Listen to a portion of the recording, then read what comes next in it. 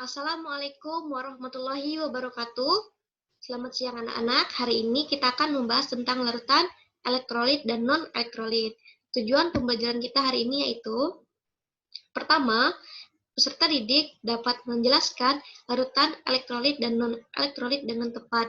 Yang kedua, peserta didik dapat mengidentifikasi larutan elektrolit dan non-elektrolit dengan tepat. Yang ketiga, peserta didik dapat membedakan larutan elektrolit dan non-elektrolit berdasarkan daya hantar listrik dengan tepat. Yang keempat, peserta didik dapat menganalisis sifat daya hantar larutan melalui percobaan dengan argumentasi yang tepat. Yang kelima, peserta didik dapat mengidentifikasi larutan elektrolit dan non-elektrolit dari bahan kehidupan sehari-hari melalui percobaan daya hantar listrik dengan tepat. Yang kelima, peserta didik dapat merangkai alat percobaan daya hantar listrik larutan sesuai prosedur percobaan. Jadi hari ini kalian akan melakukan percobaan larutan elektrolit dan non-elektrolit yang telah Ibu beritahu minggu kemarin. Sebelum kalian melakukan percobaan, kalian terlebih dahulu harus menguasai konsep dasar dari larutan elektrolit dan non-elektrolit. Ada 3 topik bahasan. Yang pertama, pengertian larutan elektrolit. Yang kedua, perbedaan elektrolit kuat dan elektrolit lemah. Yang ketiga, kegunaan dari larutan elektrolit. Sebelum kalian memahami lebih dalam tentang larutan elektrolit, kalian terlebih dahulu harus memahami tentang kegunaan larutan elektrolit itu sendiri supaya meningkatkan motivasi kalian dalam belajar larutan elektrolit. Yang pertama ada air aki. Air aki berfungsi untuk apa? Menghasilkan listrik pada kendaraan bermotor atau mesin lainnya. Di dalam air aki terdapat larutan H2SO4, yaitu elektrolit kuat yang berfungsi untuk menghasilkan listrik, dan H2SO4 sebagai katoda. Yang kedua, ada minuman elektrolit yang berfungsi untuk menggantikan ion tubuh yang hilang. Ketika kalian berkeringat, keringat kalian itu mengandung ion-ion yang sudah keluar dalam tubuh, sehingga harus diganti dengan minum minuman larutan elektrolit. Apa fungsi ion-ion yang ada di dalam tubuh kalian itu? Yaitu untuk melancarkan berbagai mekanisme yang ada di dalam tubuh termasuk metabolisme. Contoh, ion natrium atau Na+ yang berfungsi untuk mempertahankan keseimbangan air, asam, dan basa yang ada di dalam cairan ekstraselular sel. Yang kedua, ion kalium atau K+ yang berfungsi untuk membantu pembentukan energi yang ada di dalam tubuh. Yang ketiga, ion kalsium atau Ca2+ yang berfungsi untuk membantu pembakaran lemak yang tersimpan di dalam tubuh, sehingga secara tidak langsung ion kalsium dapat membantu melangsingkan tubuh kalian. Untuk memahami lebih dalam, kita akan membuka video tentang kegunaan dari larutan elektrolit.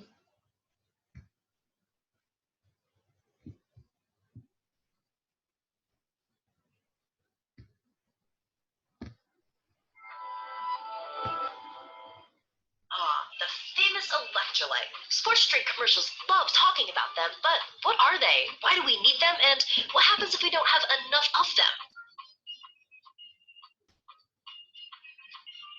Electrolytes are salts. Actually, they're salts that we take into our body, usually by way of food. Electrolytes dissolve into positive and negative charges and conduct electricity in water. The most common one is sodium chloride or plain old table salt. These are the other common electrolytes found in your body. Also known as ions, these charges are crucial because they control the flow of water in our cells and nerve impulses in our bodies. Ion channels and cell membranes regulate the flow of the positive and negative charges through cells. Water follows these charges and always goes to the side that has the greater number of electrolytes. Thanks, osmosis. Without the balancing act between electrolytes and water, our cells would shrivel up and die or burst from being too full. In nerve cells, a positive ion moving through an ion channel sparks off an electrical impulse, signaling our bodies to function properly. That's right. Electrolytes control the constant impulses in our body to keep our hearts beating, our lungs breathing, and our brains learning. So yeah, electrolytes are pretty important. They also make your sweat salty. When working out, our bodies start to heat up. Ion channels in our cells dump electrolytes or salts into the sweat gland. Thanks to osmosis, water follows closely behind. This increases the pressure in the gland, so that salty mix gets pushed out onto your skin. When that water evaporates, it pulls the heat off your body and cools you down, leaving a salty residue behind. But if you lose too many electrolytes, your nerves won't work properly, which can lead to problems with your heart, blood pressure, breathing, and you'll definitely not be performing your best. So you better reach for that bright orange sports drink and get those electrolytes back ASAP, right? Well, maybe not. There's been controversy on whether sports drinks are even necessary. People generally get enough electrolytes to replenish the ones lost in a workout from their diet. Also, some sports drinks have sugar in them. So if you're doing a half an hour of cardio, a single bottle of the stuff will give you back all the calories you just worked off. If you're working out for an hour or so, water will keep you hydrated and you probably don't need those extra electrolytes or sugars. But if you're someone like this, or maybe running a marathon, feel free to reach for that sports drink now and again. Your body will thank you. Thirsty for more? Let us know your burning chemistry questions and we might tackle them in a future video. Thumbs up on the way out and hey, thanks for watching.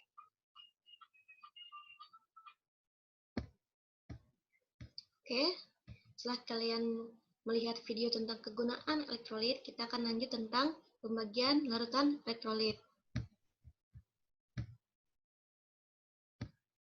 Larutan dibagi menjadi dua, larutan non-elektrolit dan larutan elektrolit. Larutan elektrolit juga dibagi menjadi dua, yaitu elektrolit kuat dan elektrolit lemah. Kenapa bisa diklasifikasikan seperti itu? Karena ketika diuji daya hantar listriknya, lampu yang ada di dalam rangkaian akan menyala terang ketika larutannya elektrolit kuat. Dan lampu tidak akan menyala ketika larutannya non-elektrolit, dan lampu akan menyala redup ketika elektrolitnya lemah. Kemudian, kenapa lampu ada yang menyala terang dan tidak ada yang menyala? Karena yang pertama, larutan elektrolit adalah larutan yang dapat menghantarkan arus listrik yang kekuatannya tergantung pada jumlah ion larutan tersebut. Sehingga ion-ion itu harus bergerak bebas, makanya dia dalam bentuk larutan. Larutan itu mengandung zat pelarut yaitu air atau H2O. Air yang bersifat polar dapat mengionisasi zat pelarut sehingga membentuk ion-ion bebas.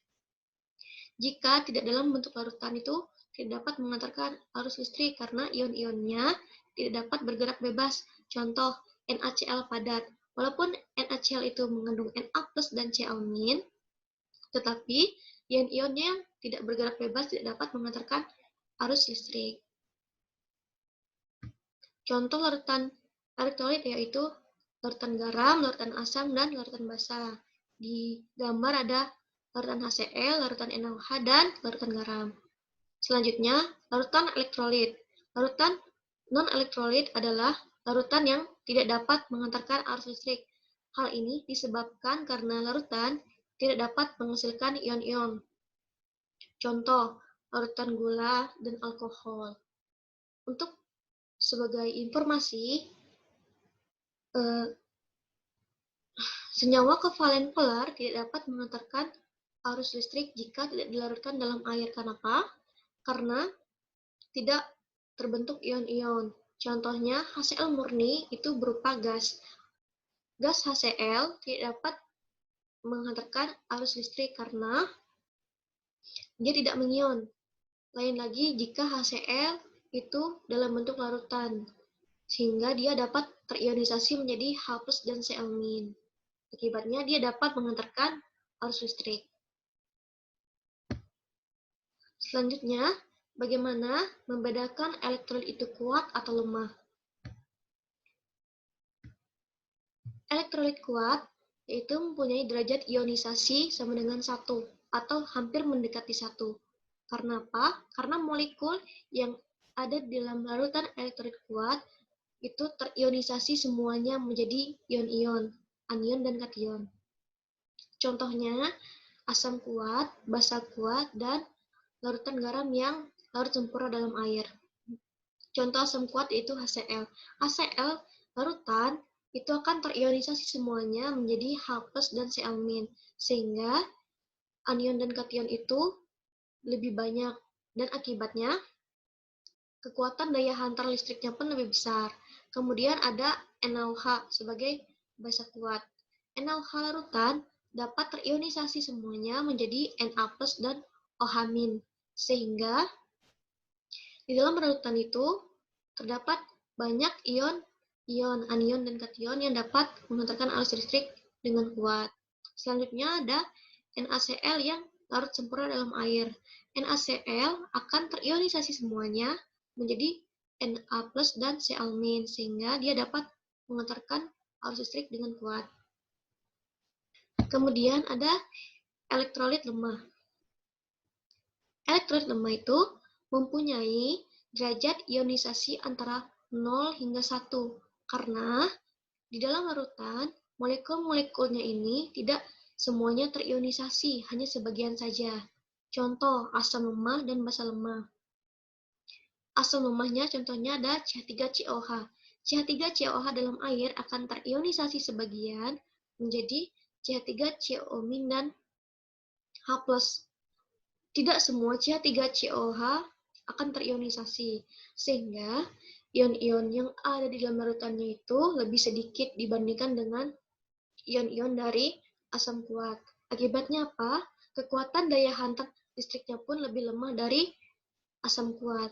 Contohnya lagi ada NH4OH sebagai basa lemah. Jika dalam bentuk larutan, dia akan terionisasi sebagian membentuk NH4+ dan OH-. Tidak semua NH4OH akan terionisasi, sehingga ion-ionnya pun sedikit dibandingkan dengan basa kuat. Akibatnya apa? Kekuatan daya hantarnya pun lebih lemah, dan lampunya itu menyala redup dibandingkan dengan elektrolit kuat yang lampunya menyala terang.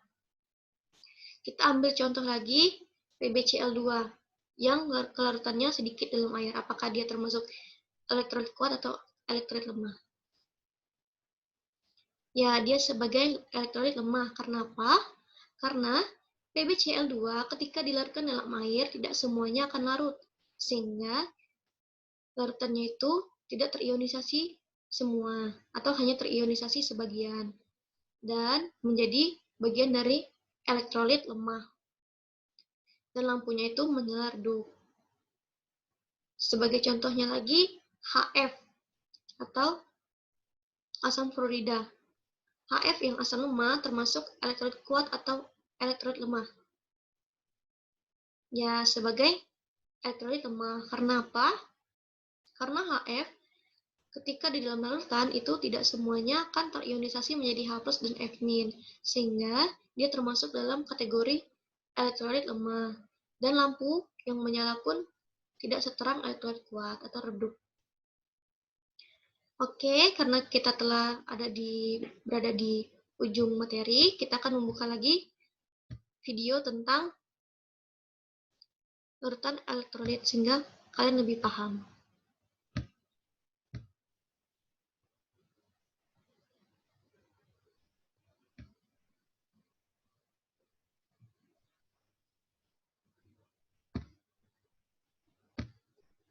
Strong and weak electrolytes.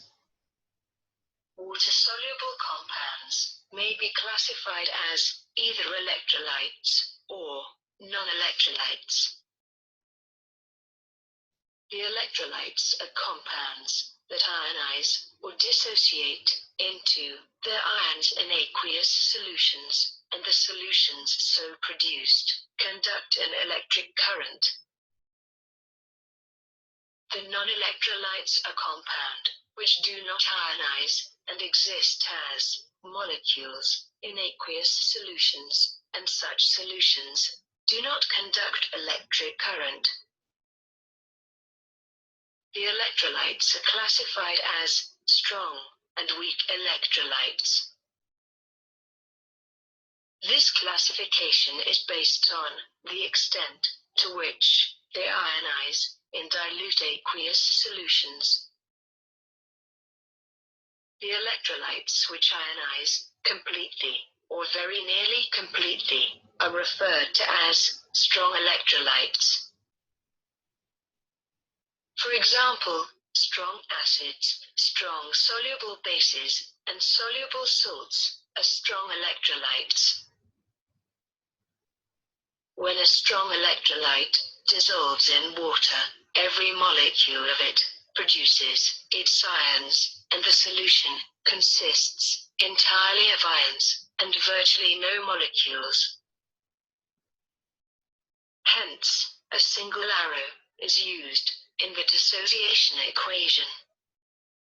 The concentration of each type of ion, that is, cation or anion, present in the solution is equal to the concentration of strong electrolyte multiplied by the coefficient of that ion in ionization equation.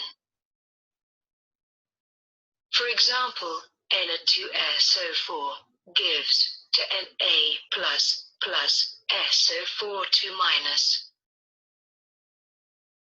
Here, the concentration of Na2SO4 is 0.01 moles. Concentration of Na plus is 2 into 0.01 moles, and concentration of SO4 minus is 0.01 moles.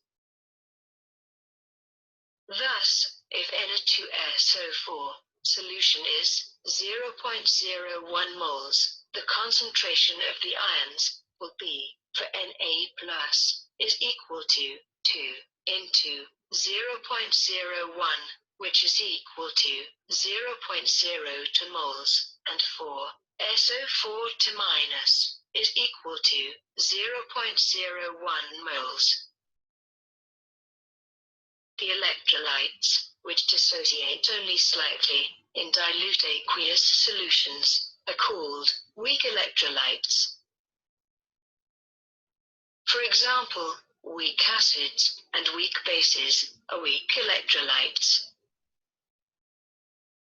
Because weak electrolytes are only partially dissociated in dilute aqueous solutions, an equilibrium is established between the ions and the non-ionized molecules.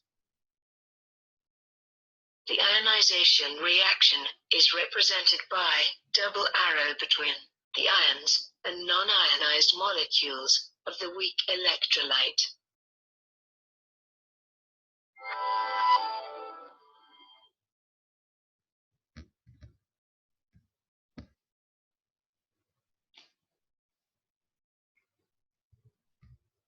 Oke, selanjutnya. Setelah kalian sudah mengetahui tentang elektrolit kuat, elektrolit lemah, dan non-elektrolit, kita selanjutnya akan diskusi. Dan kalian akan menjawab pertanyaan-pertanyaan yang telah Ibu berikan. Yang pertama, apakah padatan kalium klorida atau KCl dapat mengantarkan arus listrik? Jelaskan. Yang kedua, apakah larutan urea dapat menghantarkan arus listrik? Jelaskan. Yang ketiga, lampu mana yang nyalanya lebih terang jika diuji dengan larutan asam cuka dan larutan litium hidroksida? Jelaskan. Yang terakhir, antara air di laut dan air murni, manakah yang dapat mengantarkan arus listrik? Jelaskan. Setelah kalian diskusi, kalian paparkan hasil diskusi kalian dalam kelas, kemudian baru kita lanjutkan percobaan. Tolong diskusi dengan baik karena pertanyaan-pertanyaan ini akan berhubungan dengan percobaan kalian. Sekian pemaparan yang Ibu sampaikan, semoga kalian mengerti. Silakan diskusi.